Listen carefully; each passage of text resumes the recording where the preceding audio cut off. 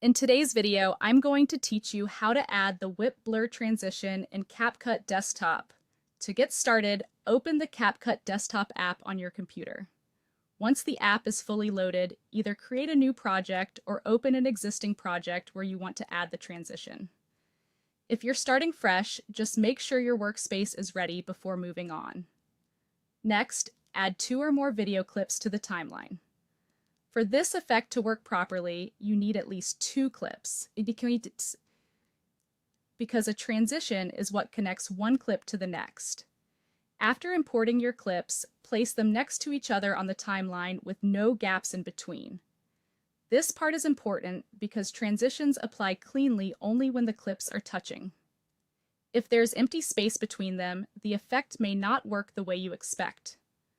Now go to the top toolbar and click on Transitions. This will open the transition library where you can browse or search for specific effects. Click the search box, then type whip. Give CapCut a moment to load the matching results. Once the search results appear, look for the whip blur transition. If it hasn't been installed yet, you'll see a download icon. Click that and wait for the download to complete before trying to use the effect. Depending on your internet connection, this may only take a few seconds. After the transition is ready, you can apply it in one of 2 ways.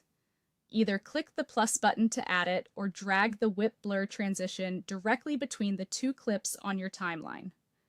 Then wait for the transition to appear in place. You should now see the transition sitting right at the cut between your clips.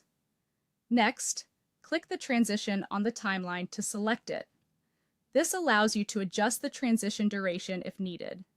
A shorter duration can make the movement feel faster and more energetic, while a slightly longer one may feel smoother. Choose the timing that best matches the pace of your edit. When you're ready, click the play button to preview the transition. Watch the clip carefully and make sure the motion flows naturally from one shot to the next. If everything looks smooth and the effect appears between the clips, that confirms the whip blur transition has been successfully applied. And that's it.